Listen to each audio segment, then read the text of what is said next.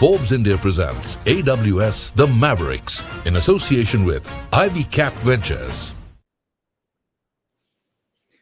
Hello and welcome to Forbes India presents AWS The Mavericks Season 3. My name is Manu Balachandran, and joining me this afternoon are some stalwarts from the world of business to talk about Fintech Forward. Old meets new, revolutionizing the fintech sector by blending traditional expertise with new age technologies. We are joined this afternoon by Mr. Gagan Sethi, CTO of Ebix, Mr. Piyush Ranjan, CTO of CoverFox, Mr. Rahul Jain, CTO for OilX, and Mr. Satinder Singh, Head Solution Architects India Digital Native Business at AWS. Thank you, gentlemen, for joining me this afternoon. It's been exactly 3 years since the global economy went into a tailspin, with so much uncertainty about where we were headed on the back of the pandemic. 3 years later, life seems to have returned to absolute normalcy, and one of the sector that has seen a phenomenal growth over the past few years has been the fintech sector in India. India is perhaps leading the world in showcasing its fintech might. At present, India is home to over 6,000 fintechs, and its fintech industry is worth over $30 billion. A large, underserved, and aspirational customer base, supportive regulatory climate, flourishing talent pool, increasing access to capital, and remarkable public digital infrastructure have played significant role in the swift growth of fintech in India. But with increased digitalization now, there is an onus on traditional finance players and new age forces to build financial services that modern consumers are looking for. With fast-paced innovation and increased competition, fintechs are challenging the age-old positions that the banking industry has grown comfortable into. Banks today are running the risk of losing market share unless they adapt and change their operational models to align themselves with the emerging payments ecosystem, or better yet, collaborate for a better future. On that note, let me kickstart today's discussion with opening comments from all our panelists on where they see collaboration taking place between fintech and traditional companies. We'll start with Gagan and move around to the others. Gagan, over to you. I hope everybody's doing well. A quick introduction. My name is Gagan Sethi. I'm the Chief Technology Officer at Ebix. I'm the global CTO. I oversee the technology and IT operations at Ebix and also Ebix Cash in India. So Ebix Cash primarily in India is focusing on providing financial and payment services in both direct-to-consumer and B2B segment. Ebix Cash is offering a range of services including remittance, foreign exchange, prepaid cards, along with wealth management and lending solutions. So yes, we do a lot of work on the fintech side. We do also a lot of work on the insurtech side. The collaboration has always been a key for us. The businesses that we run are always in the form of data exchanges where we have taken traditional financial institutes, traditional insurance companies, put them onto a platform and have helped with that collaboration. In Ebix Cash, if I talk about Ebix Cash alone, right now we are number one private banking and electronic trading solution provider in India. We work with close to 60 large wealth management companies and over 150 lending solution providers. And none of this is possible if you do not collaborate with them, right? So some of these areas where I've seen success in collaboration obviously are the payment processing solutions. They're easy to use digital banking solutions, mobile banking, online banking. Much of the stuff we are doing in collaboration with these financial institutions also range from artificial intelligence, machine learning, better management of risk assessment. So the areas are immense. I mean, if you start looking at each of these, what we are transmitting with them, how we are collaborating with them, we can go on and on and on that. But these exchanges, the model of exchanges can only come, if we collaborate. And then when I talk about exchanges, it's a common mean of providing, data transmission, data storage, data formats, again, risk management, and so on within the financial institutions and the fintech. On the even on the investment and wealth management side, where we provide the solutions, we have seen collaboration with the traditional financial industry to bring in low-cost investment solutions, where we have automated portfolio management tools. So it's in all spheres when you talk about collaboration. Right. I'll come to you, Piyush. Piyush, your opening thoughts on where you see wider collaboration between traditional companies and fintech players today. Yeah, we are a insure tech player. I work as CTO for CoverFox.com. CoverFox is a insurance aggregator, and CoverFox is been in the digital insurance selling market for almost 10 years now, and we see a lot of uh, new age adoption of insurance due to the pandemic, due to the way the regulatory environment is also moving, due to the jam stack, due to the UPI adoption. Right? So the amount of shift towards a digital flow compared to what used to be in insurance, say 10 years back, is there is a world of difference. It's like a day and night. And most of the insurance companies themselves are now API ready. They have their products which are like, at least most of the retail products, they are all API ready. They have most of the workflows which are completely linked to their core banking system. It's not even a offline kind of flow. It's like a complete end-to-end integration with their direct core system, and that allows the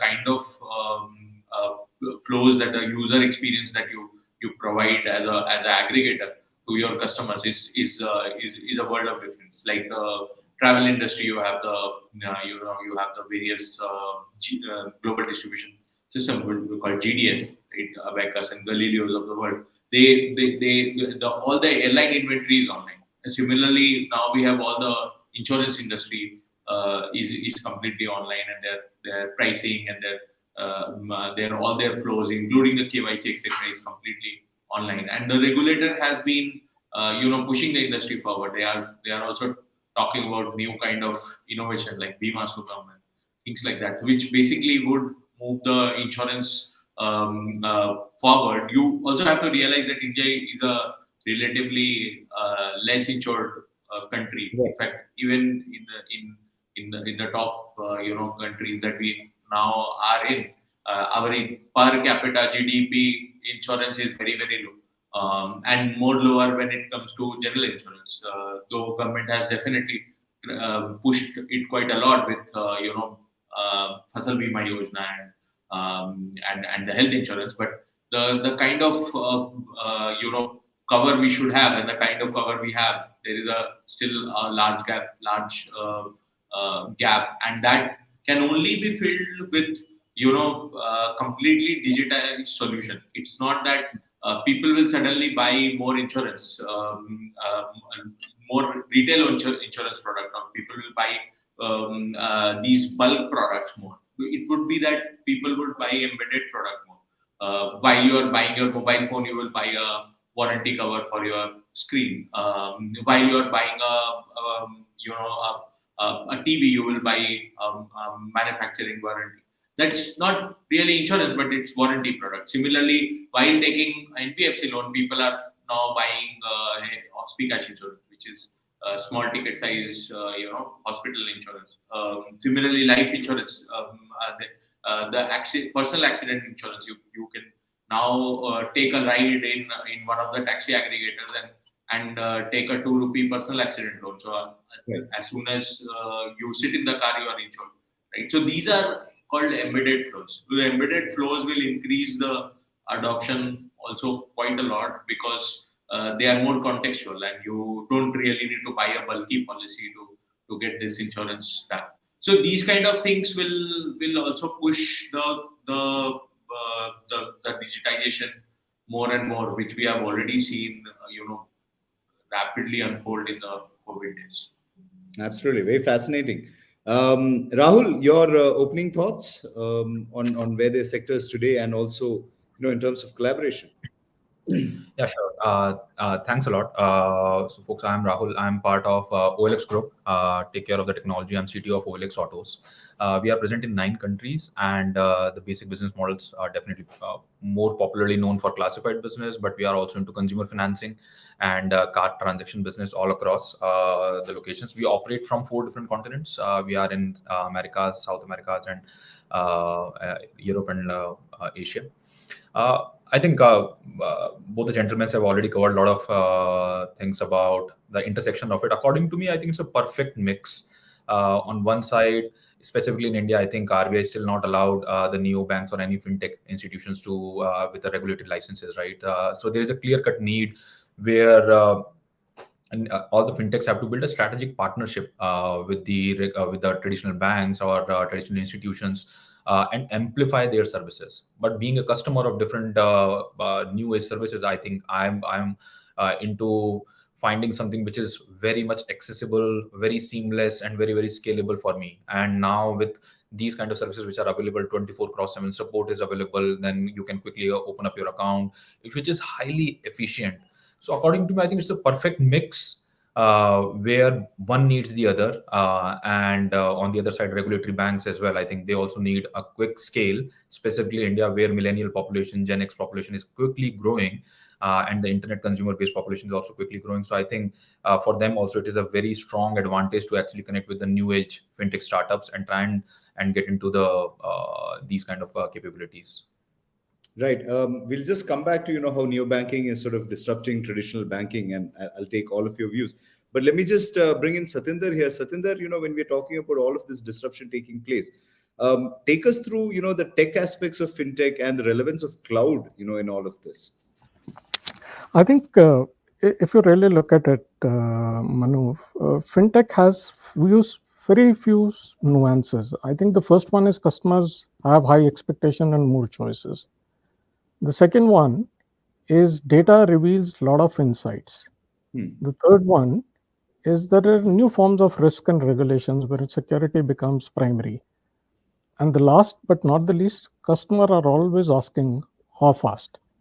Right. So from a tech stack standpoint, I think what we should build should encompass broadly 3 or 4 characteristics. The first one is we need to build applications that scale to demand automatically, provision and manage highly available infrastructure, increase infrastructure utilization to support applications to reduce the overall cost. That I think is the first broad imperative. The second one is when we are looking at customers operating in either fintech or traditional financial services industry, one of the things that unites them is they deal with high volumes of data every day. It can be from transaction history to market information. And there is an opportunity to break down the data silos and turn these raw data into insights to drive innovation, digital finance, insurtech, and address customer needs in real time. Last but not the least, I think having access to alternative data sets, conducting analytics, drawing intelligence are the key differentiators for fintechs when it comes to when especially compared with traditional financial industries. Now, given the dense data sensitivity and regulatory landscape, fintechs have to do all this while juggling security and compliance requirements. So I think if you look at these 3 parameters, you'll realize that cloud plays a fundamental role in enabling a rapid scale, elasticity, pay as you go. Second, give you advanced set of tools and capabilities that you are able to use your data to drive meaningful insights while staying secure. I'll give you a round of this with just an example of PayU Finance. We helped PayU Finance build a core data platform architecture, and they used our services and an offering called Data Lab, wherein our solution architects help them define what the data strategy would be, and they built what we call as a de-identified data lake. And this approach was pivotal to ensure proper security and compliance elements for handling sensitive personal identifiable information. So just a follow up to that, are Indian companies sort of spending adequately on that, or are there some hindrances towards that, towards particularly adoption? Yeah, I think usually when it comes to cloud or tech in general and cloud in particular, it starts with using the basic capabilities of cloud, which is agility, elasticity, and oftentimes reducing cost. Those are the ones that are usually the first factors of why companies look at cloud. But as they start getting onto cloud, then they realize that there are whole set of tools and capabilities that are there for for companies to go and exploit these to drive meaningful business outcomes for them. And usually it falls into two categories. First is analytics, as I mentioned. I give you example of PayU. The second is machine learning. And I think Gagan did allude to that briefly when he was talking about some of the things that they're doing. And that happens to be a core thing on how can they leverage capabilities of cloud to lower the entry barrier as far as machine learning is concerned. And there are a set of services that we have wherein customers, even without having experienced machine learning practitioners, can use ready to use AI services, including fraud detection, personalization, so that they're able to use these capabilities to drive business outcomes for themselves. Right. Now, I want to go back to the previous question that I had in mind, which is basically how neobanking is disrupting the traditional banking segment. Gagan, would you have some thoughts on that? Yeah, somebody from the service industry would be better to be able to answer some of that. We ourselves are, at EvyCap, we do offer the digital payment solutions, but we are not a neobank in ourselves, right? Because we do not offer traditional banking services such as savings and checking accounts. And I'm not based in India, and I haven't used any of the neobanks in India myself. But the impact and the way I compare it with the neobanks in US, I see the impact. The impact is pretty visible. It's very apparent.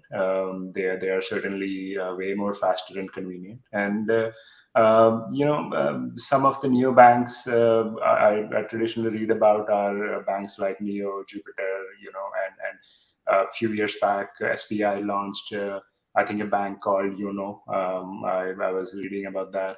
So obviously, these have a lot of potential to disrupt the traditional banking models. Since they have lower operating cost and they are fully technology driven. In terms of when it comes to banks like these, like when you call yourself a neobank, by the premise of it, you really don't have a choice, right? You have to operate at a very low operating cost, and you have to be fully technology driven, just as the nature of that bank it is. And I think that's what differentiates them with the traditional bank and the financial institutions. They really have to be on the cutting edge. They really have to be on the AI, ML tools. They have to utilize everything possible they can to enhance the customer experience and offer these personalized services in a much effective fashion that a traditional bank could do. So that's where I think the neobanks are making an impact. And the technology space, it's very competitive for the traditional bank to follow up with them. Right. Piyush, would you have some thoughts on that? Also, do you reckon there are some sort of models that are emerging when it comes to collaboration between the old and the new companies?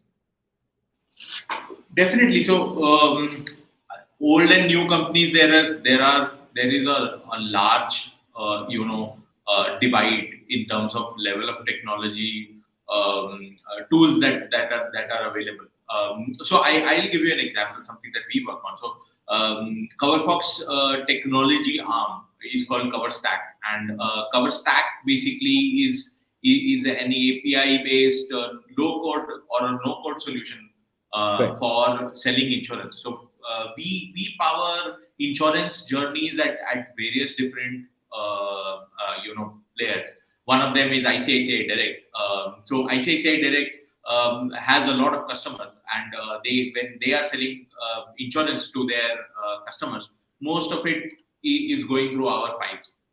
Before that, it was just being sold on through non-digital journeys, which is rather inefficient. So once you have digital journeys plugged in, then you can do machine learning, you can do data analytics, you can do lead scoring models, you can also do fraud prevention, and these things make it very very seamless for the customers.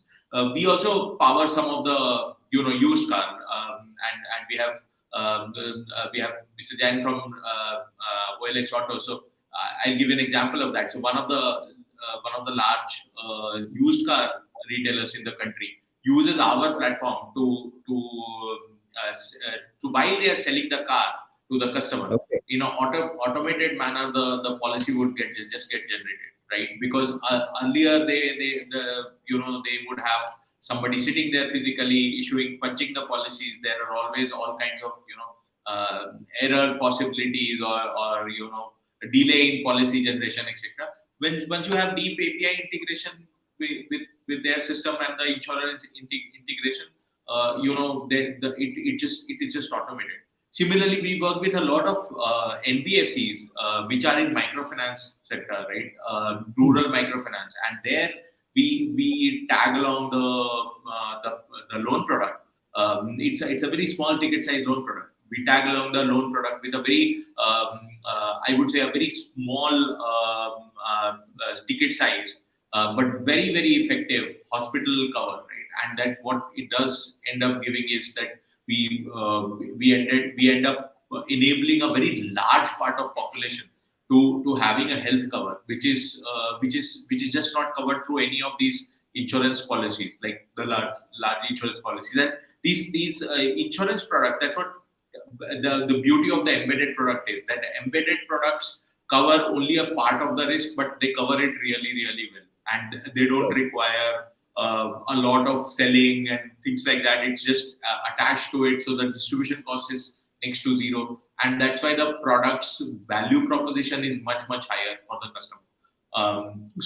And these are all enabled through an API. There is no insurance agent which is selling all these kind of products. So there is a huge opportunity, I would say, in terms of if you look at banks versus neobanks, right? I think the big difference is the user experience, right? That neobanks are able to provide, and I don't feel that the banks cannot provide that user experience. It's just that they have to work a little bit more harder on that particular aspect of the journey, which is probably not core to them, because they are used to branch selling quite a lot. But I feel that most of the banks and most of the insurance companies themselves are very much they are aware of the fact that the new gen, the Gen Z, is not going to be the same as the millennials or the even generation before that, and they are gearing toward that these capabilities, and a lot of these capabilities. Yeah. Sorry, I was just asking you, do you think that there's sort of that initiative is there in them to sort of go out and do something new, something different than what they were doing before? So some of them are like we talked about SBI Yono, right? I mean, it's a clear example of that particular initiative, right? That particular understanding. But that's why a behemoth like SBI is has their own on mobile banking, and we see newer banks like IDFC, even HDFC has a partnership with a new age high-tech tech company to build their banking app, and they have released it very recently, right? So I feel that banking industry is moving toward that. Though where fintechs and neobanks or insurtechs like us can come in is provide the functionalities that we have built for the B2C world, for the D2C world, right? And go to these players and pitch it to them that these are the things that you don't need to reinvent the wheel. You don't need to do another RFQ and get another partner. We already are in the cloud. You don't have to worry about all of these things. So I feel the partnership is the key. It's not that it's just the neobanks or the fintechs will survive and the banks won't. I think banks are the very foundation on which the fintech industry will rest and thrive, right? And same with the insurance industry. The insurtechs have to partner with insurance companies, which is the is the core infra, and based on that you can build newer products and more savvy products for the more savvy customer. But that doesn't mean that it is only one or the other. It always will be the both. Yeah. Absolutely. Rahul, let me bring you in, and this is a sort of a continuation of what you spoke about. There's, of course, a trend of financial institutions partnering with fintech firms to leverage APIs, open APIs to enhance customer experience. What are your thoughts on that? See, I think I'll try and add on that, but I think I just wanted to share a very important fact with which I think this question was actually started. I was actually looking into different reports, and I found that in 2018, I think the whole market size for this neobank or maybe a new age sort of banks was almost like 20 billion. And now the prediction, and I was just reading the prediction, and I found that by 2026, the expectation is that it'll go to $400 billion market, which is a CAGR of almost 45%. So I think that is something which really, really excites me a lot. And again, I don't see this as one versus the other, like a traditional bank versus the new banks and all, because I think there is a clear-cut use case of intersection. Both of them are augmenting each other.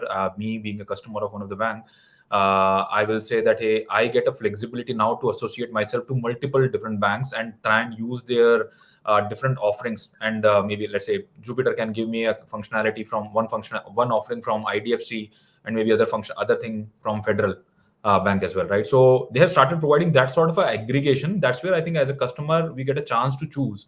But I don't think, again, as I said, like there's a clear cut possibility where both will merge. Coming back to your question, a new question which is around open APIs.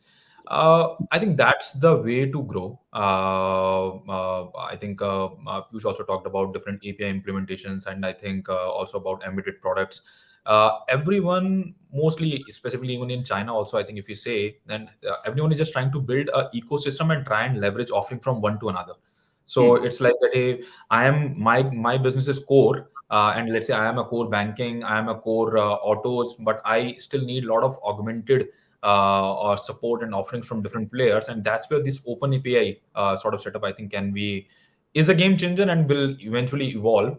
But at the same point in time, I think it also creates a issue in terms of trust, security, whether users are comfortable with that or not. Definitely with Aadhaar, KYCs and all, now people are getting comfortable with that. But at the same point in time, I think we might have heard about different sort of loopholes that are still started popping up now, be it payment or eKYCs and all. So OpenAPI is definitely a future, but at the same point in time, I think a lot of investment will go eventually in future to robust the overall platform, make it much more secure for the overall customer base.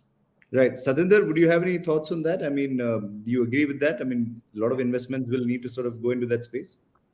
Yeah, obviously, I think I completely agree. Security is going to be paramount. And especially when you look at security, you need to be looking at three aspects. The first one is how do you ensure that the bad things do not come, which is all the ransomware attacks, hackers, those kind of things. That's the first aspect.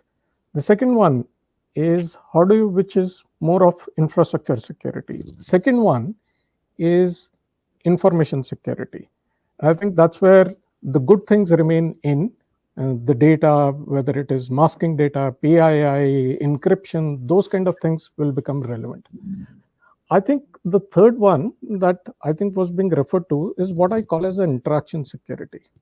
Okay. Wherein there is an interaction either between a customer and a service provider or API level integration between two businesses. And I think security for that becomes very, very paramount. Now, thankfully, there are technology solutions which can address some of these. Cloud does provide the right kind of foundation, whether you look at infrastructure security, information security, as well as interaction security. Okay, interesting. But also just taking, there's so much data sort of going around. How do you sort of harness a data ecosystem drive to extract deeper customer insights and provide a more personalized customer journey? Satinder? Yeah, I think, look, that's a very good question. And actually, this is something that I was talking about initially. When you fundamentally look at taking insights from data. Fintechs, and whether it's fintechs or financial services industry, they're dealing with 2 or 3 different aspects. The first one is the velocity part of it. Huge amount of data. There are different capabilities that are required and different tool sets that are required. And that ecosystem, if you look at from a tech standpoint, is evolving very, very fast. So deriving meaningful insights from the data in a cost-effective fashion is almost like table stakes. I'll give an example. When this is Paytm, and when Paytm saw their data volumes exploding quickly, that inspired them to build a modern, scalable, high-performing core data platform on AWS. This platform is used by their business units and merchants to derive useful insights like user adoption, sales, revenue generated. This helps them make informed business decision. Now they were running this platform on-prem, and they migrated this to cloud. And this platform today executes most of Paytm's core ETL processing in as little as 10 minutes, down from 12 hours previously. So from 12 hours, you bring it down to 10 minutes while reducing cost by 30%. That's actually quite phenomenal. Think about it. Yeah. They've gone public with that, Manu. There is an architecture also which is publicly available. I think that just makes up for a very interesting use case, because now you're thinking that, look, we can drive these analytics, we can derive more insights while reducing the cost and improve our performance. Absolutely. Right. Let me come to Gagan here. Gagan, we talk about all of the fintech revolution happening here. On the other side, we also hear about, cash in circulation being sort of very high. Is cash still king in India? And how much of a challenge or an opportunity does it really provide in enabling a fintech revolution? And that's a good key phrase, right? Cash is always going to be a king. When was it not a king? So yes, cash is always the king. Well, let me tell you some background, right? So I left India around 25 years back. I'm based in US now. When I left, majority of my daily transactions, I remember, were all in cash. Things have certainly changed. I come to India, digital payments and fintech companies have made significant strides in the country in recent years. It's just phenomenal. Like the adoption of digital payments I see in India and the methods, and I compare it with the US and other Western countries, and we are far ahead. We have gone ahead by leaps and bounds in terms of digital payments. Now to facilitate this, even companies like ours, IvyCap, we are providing mobile wallets. So we are one of them. We are one in providing the similar services. Now, looking at some of the challenges that we saw while doing this, when you say cash is still the king, and why, in spite of, such a big digital journey that we have taken, why there is still some cash remaining. What we have seen in our experience is mostly we call it the last mile in our business, right? So yes, there is a lot of money getting transacted, but when you're transferring money, when you're doing remittance, when you look at this entire ecosystem, non-banking channels, the start point of the money and the end point where the cash gets delivered, it's still there is still cash involved in that. That's called the last mile, and this could be people who are still outside of the banking channel, especially I believe people in the smaller cities that we notice in tier 2 cities and rural areas. It's a large population, and while we are doing a phenomenal job at this, but there are a lot of people who may still not be very familiar. They are not educated enough. They are not comfortable dealing, their form of money on a phone. They may not have the right kind of smartphone to deal with it. So there are some challenges that we are still seeing. So what we did right now is just to cater to this kind of an end consumer at this stage where there is still a demand of cash along with the digital currencies. We go with this hybrid model. So in India alone, we have a vast agent network of 300,000 plus agents and around 80,000 physical retail IvyCap outlets that are mainly spread across tier 2 and tier 3 cities. And to give you a background, every fifth non-banking domestic money transfer right now happens on our platforms. We also handle, more than 70% of market share in India when it comes to inward cash remittance. I mean, any money coming from Western Union, MoneyGram, any of these channels, almost 90% of that comes through our channels. So the time when we can digitize the entire flow, till the time we can do that, we are working with this hybrid model. And to fast forward this digitization, at least from our side, what we're doing is, of course, banks are doing it as well. And from our side, as a digital payment provider, what we are doing is at the time of handling the cash, right, at the time of giving the cash, either at the airport. So you today land at any airport in India and you'll see IvyCap cash counters for money exchange. And if you go again, as I said, there are 80,000 plus again physical retail outlets where you can do domestic money transfer, you can do remittance. So what we are offering is, instead of cash, we tell the consumer that, hey, we can put that money in a wallet, like in an IvyCap Pay wallet, or we can give you a IvyCap Cash, a prepaid card. Now we didn't realize that the prepaid card it's a great preferred medium for many customers who do not want to go full digital.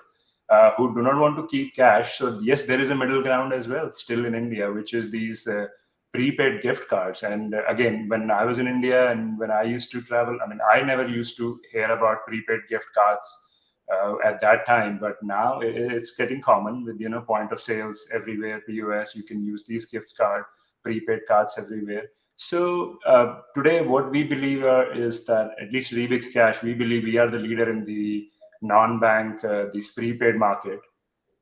And we are using at least that tool also very effectively to, go with this digital wallet solution and then taking over from, this entire cash journey and digitizing it.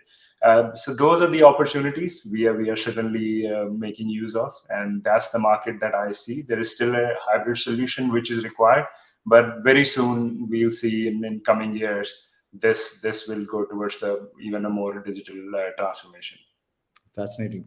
Piyush, in the insurance and insurtech side of things also, does cash being, still king, does that pose so much of a challenge, or does that provide an opportunity for you to sort of come up with innovative solutions? So in insurance industry, the cash component has gone down quite drastically because of certain regulations that have come into effect. Like the amount of cash has definitely reduced quite a lot. So we see a lot of UPI adoption on the customer side that we see. UPI has now become more like 50-60% of my online payment adoption base as a percentage. So UPI has become really pervasive, and because of that, a lot more tier 2, tier 3 transactions are now happening completely digitally for us. Where the customer comes in, they put in their details and they buy their bike policy, car policy, health policy completely digitally, and that has been enabled by the UPI adoption, because clearly the credit card market is still very small in India as a percentage of adoption over the population, and debit cards are large, but people don't really want to use debit card that much online, and other channels are rather user friendly, unfriendly comparatively, like net banking, etc. UPI has really changed the game for online payment. It has completely transformed the way the user was interacting, and that has enabled a large part of India to actually buy things digitally, buy things online, which was not possible before the UPI revolution, for sure. Right, Rahul, I saw you nodding, while he was talking about digital payments. Of course, I mean, with the phenomenal sort of success in digital payments, what are the other service verticals, where we can replicate similar success? And I want to put this question to the others as well. So maybe you can go first, and then I'll ask that. Yeah. So I think because of, specifically in India, because of demonetization and because of COVID and all, I think the whole digital journey has actually been accelerated at a very rapid pace. According to me, I think digital wallets or UPI has been a massive success. The way also Piyush was also mentioned, and I personally have felt that cash transaction has started decreasing. But what are the other functions that can replicate that sort of a success? According to me, I think there are institutions like, again, I'll go back to the fintech startups, which is like neo bankings right now. So they have also started disrupting the market. And again, the bigger benefit of this is, again, open API and CPIs have also started exposing different things. And now, because of exposing all the functionalities open wide available, where they can actually use, integrate, and actually aggregate different offerings from traditional banks, I think I still feel that neo banking can be a big game changer from a customer point of view. Right. Gagan, do you have any thoughts on that? I mean, new verticals that can, be that can show success like digital payments. Oh yeah, I mean it's everywhere. Piyush mentioned insurance. Like we deal with insurance systems, insurance companies worldwide. There is insurance, there is wealth management. The one area where I think India is still lacking in terms of systems is the what we see, at least in the US and Western countries, is on the wealth and investment management side. Now, this is the vertical still in early stages, and there's a lower percentage of market segment. But online portfolio management and online, there's a lot of potential in that market as well. So yes, insurance, I would say it's still lagging behind. Insurance still has a lot of manual processes built into it. We have done good in the banks. At least with the banks, what I see is at least we have common standards. So at least these interactions, this API, this transferring of data between one bank to another, all that is very much streamlined. Right. Now what we are building is we have gone to phase 2. We have gone to building now the consumer experience, the D2C experience. You have gone to mobile banking, stuff like that. In the insurance market, we are still on step 1.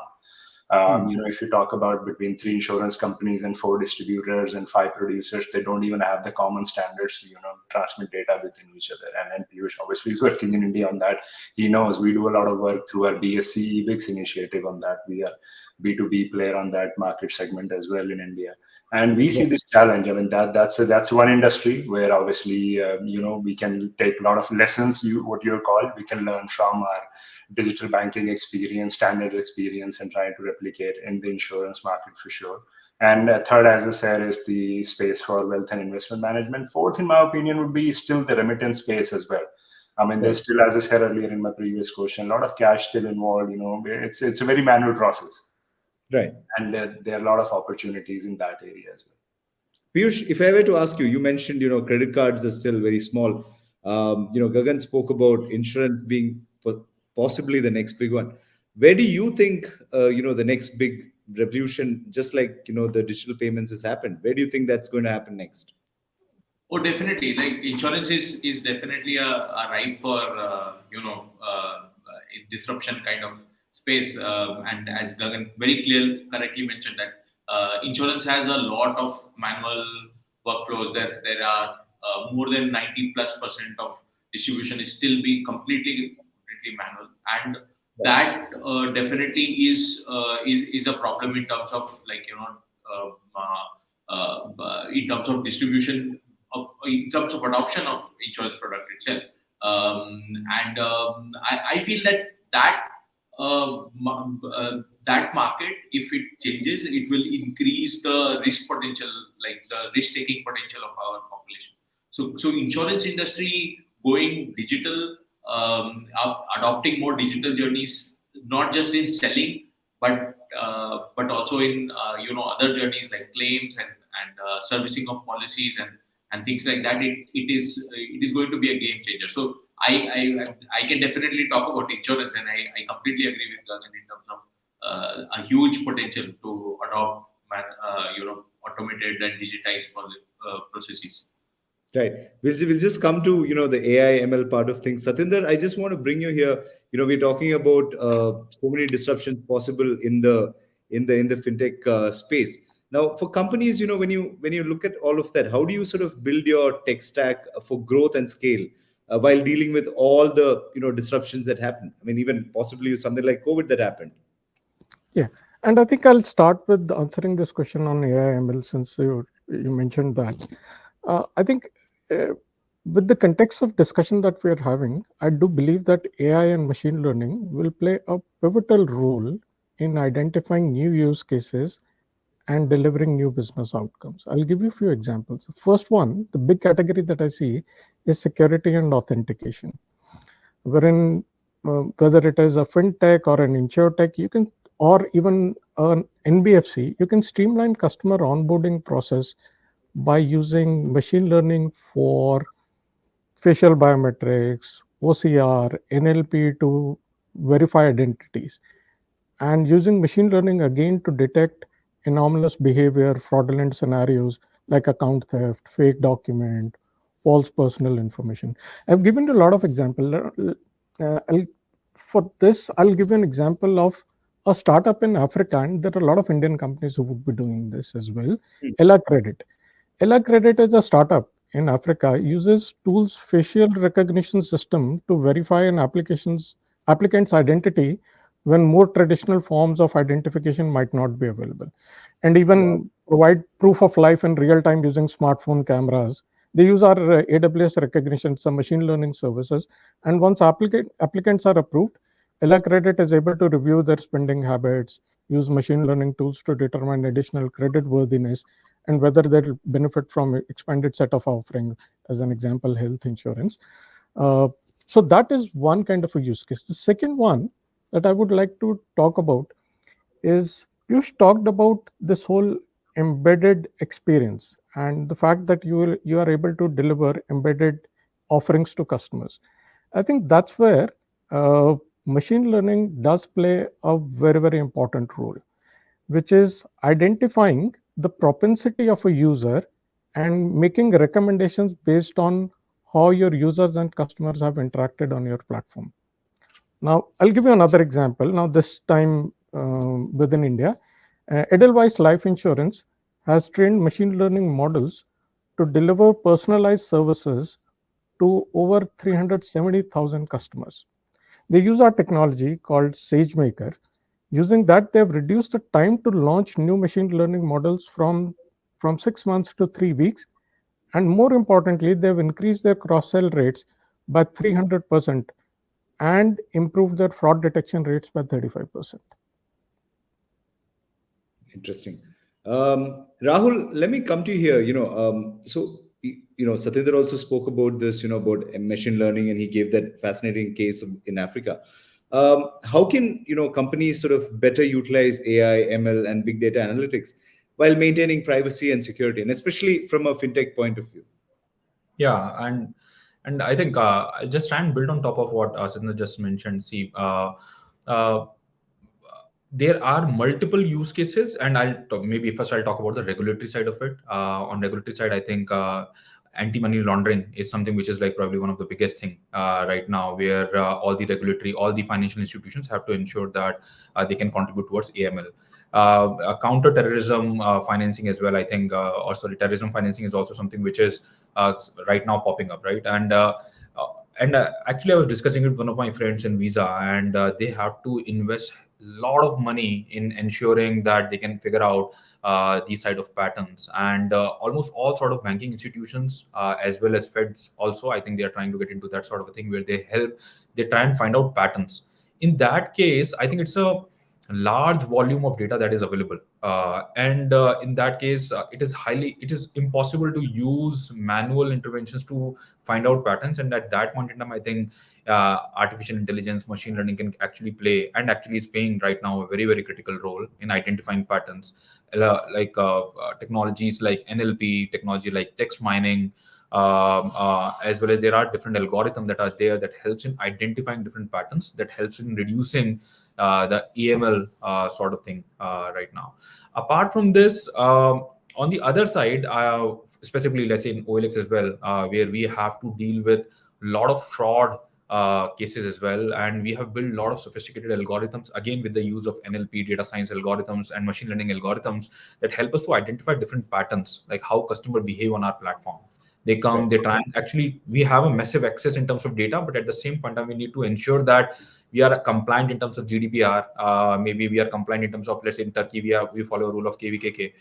So under that thing, we need to process and identify different patterns, which helps us to reduce frauds on our platform. All of this is almost impossible without having access to huge maybe data harnessing capabilities, access to different maybe cloud-based platforms. Again, that helps us to give a massive compute power on our platform, and definitely a flexibility to identify different patterns via different help of data science algorithms. Interesting. Piyush, the insurance sector is always sort of vulnerable to some sort of fraud activities here and there. And now that you mentioned, that's the next big thing that's waiting to happen with all of the, fintech revolution happening. How do you see the role of artificial intelligence, machine learning, big data analytics, and, all of it coming into play, especially and while maintaining privacy and security? Right. So I think there are a lot of avenues in when you go digital. You will need to have these things in a very very foolproof manner, and that will improve the the loss ratios, or the fraud chances will go down, and that's only when you will see huge adoption of pure D2C insurance. And I see three, four different verticals, I would say, in terms of in terms of these areas. One is data exchanges, right? Recently, all the insurance has it has been made mandatory that anti-money laundering and CKYC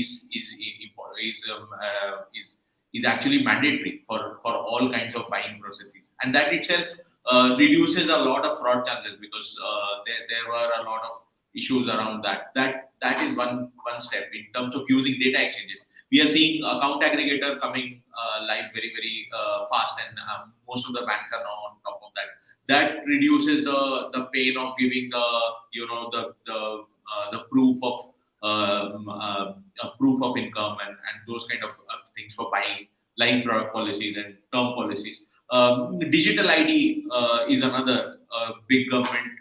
Digital health ID is another big government product that is coming out, and I feel that will greatly enhance both the buying journey of health insurance, as well as the fraud or risk side of health journeys. Right. Because this will get embedded at the health hospital side, so there will be very less chances of any kind of fraud, and as well as giving good health declaration would just become like a click of a button. So these things would definitely help quite a lot when it comes to data exchanges as a public good infrastructure that is being built in the country. Apart from that, the machine learning and AI ML side, right? There is a lot that is getting built in terms of helping users fill their form much faster, reading most of the details directly from the existing or a previous policy, or using some of these machine learning or computer vision techniques to do that. That has greatly improved quite a few things on our side also. Things like lead scoring that I talked about. So, for instance, you have a call center and you want to improve the efficiency of the call center. You can use lead scoring. You can use voice bots, which basically do first level of filtering on their own. And these technologies are transformational. We have been able to reduce our call center spends by 1/10 just by using some of these technologies, right? And that is another part of it, when the pure play machine learning, data analytics, computer vision kind of technologies from AWS can help improve the digitization. Then there are we are in generative chat GPT world now, and generative AI is doing a lot, right? In chat GPT, I feel a lot of it will come to our industry also, because inherently the one big problem for insurance is that these products are inherently very very hard for people to understand, and has a lot of jargon, and very hard to even in insurance industry, people are not able to answer a lot of these questions. And I feel a lot of it can be made easy by using chat GPT equivalent solution, I would say, to answer questions around the policies, around the product that are available, and make it much more easier to understand. And that's when only the user will be able to be be at peace with that what they have bought is what covers the risk they have, right? And some of these technologies can be really, really transformational, even for say things like employee training, right? Chat GPT kind of generative AI kind of technology can really play a pivotal role where instead of understanding PhD level, jargon, you just ask a simple question and bot answers you in a very simple manner. So generative AI can really, a lot of people are worried about job losses and stuff like that. I am more optimistic. I feel that it will enable the same people to work more efficiently and enable people with much more digitized information than was possible. Earlier, it was just PDF, and people were forced to read PDF, which I'm pretty sure nobody does. Insurance policy documents require a PhD in insurance to read. I'm just joking, but I mean it's really, really hard. But if you have such transformational technology at your hands, you can enable both the seller and the buyer to read the same thing in a much more user-friendly way. Maybe even pictorial, representation of the documents can help. So these things will definitely transform the industry. And without these things, some of these transformations will probably not even happen. So definitely, I am very positive about generative AI being used in insurance and other financial sectors to improve the efficiency of the whole industry. Right. We have about 5 minutes to go. So before I start taking closing comments, I have one question to Gagan. Gagan, this while we talk about AI, ML, all of that, there's also the phenomenal work happening with blockchain. What are the benefits and risks that blockchain bring to the table in effective regulation and even otherwise? Well, my take on blockchain is a little different, and my tech colleagues sitting here may come and offer a different opinion on that. So we have been talking about the potential benefits of blockchain since the technology came in a few years back. We thought the cost would be low, efficiency is high, decentralized model. What we did, so I worked with on some of these projects. We initiated some projects. We worked with some banks. We also worked with some insurance institutes here in US. And my honest feedback is that we were not able to come up with any practical sort of enterprise-wide, industry-wide disruptive solution that we could come up with blockchain. The one big one that happened here was the only interbank information network that was developed by JPMC, and JPMC is one of our clients as well. So they built this couple of years back, and this is a blockchain network where multiple banks and insurance companies collaborate in it, and they get like a real-time compliance screening for a consumer. So that's the blockchain that they built. Other than this, if you look around for any exchange level, like enterprise level financial institute blockchain, it's very hard to find. Yeah, cryptocurrency, it's great. It's a great technology. It's a great tool for a small data set. We see a lot of potential in the crypto market. We lot of seen those small transaction market. But we deal with, and Piyush deals with insurance. Others deal with much large data set and all this.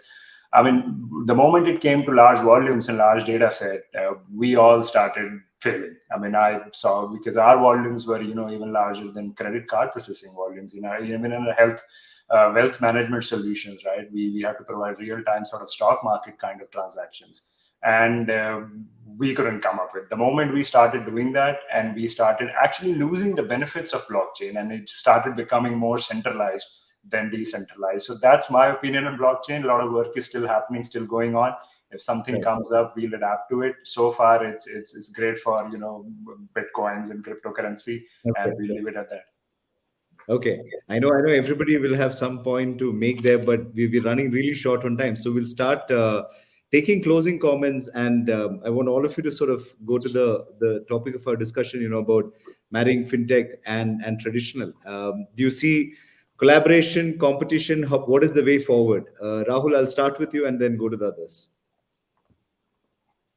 Yeah, as I said in the beginning as well, I see this to be more of a collaboration space, and mostly coming from a customer lens. There are huge benefits For me, being a user of neobank, but at the same point in time, I also need comfort of a physical banking in some cases, as well as regulatory sort of support as well. So it's going to be a much more collaborative space where, and definitely technology is going to be play a very, very critical role in making that happen. Gagan, your thoughts?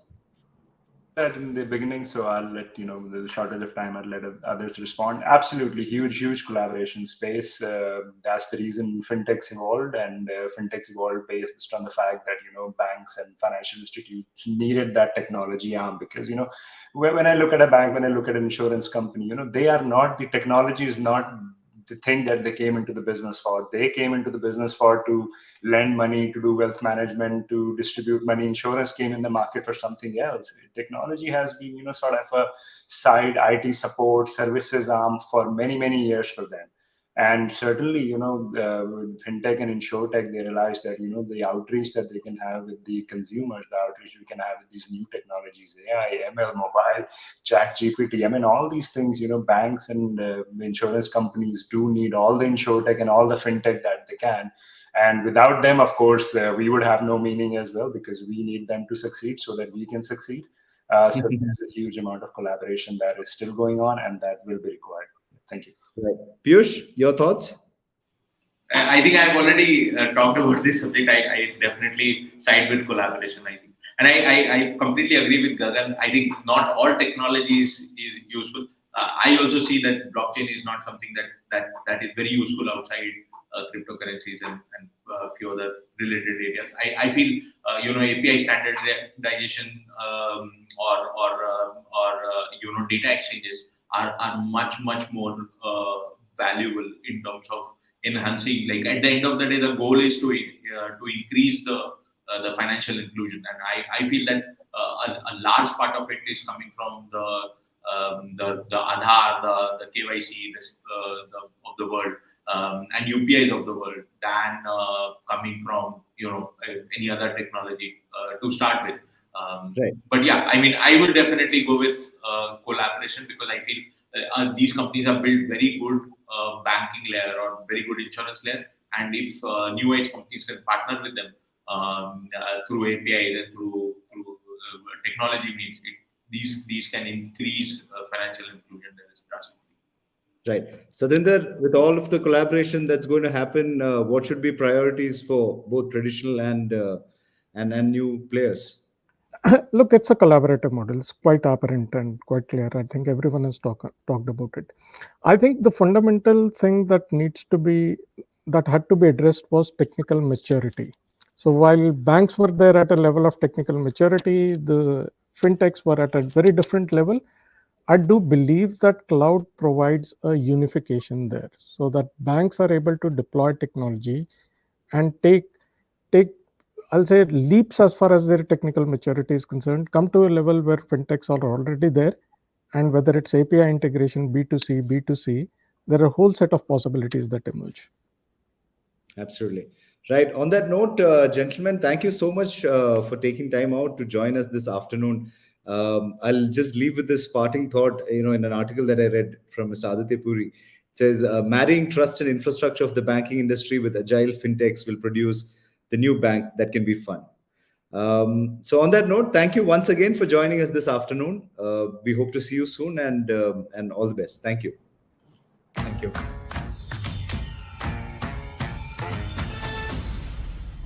Forbes India presents AWS The Mavericks in association with IvyCap Ventures.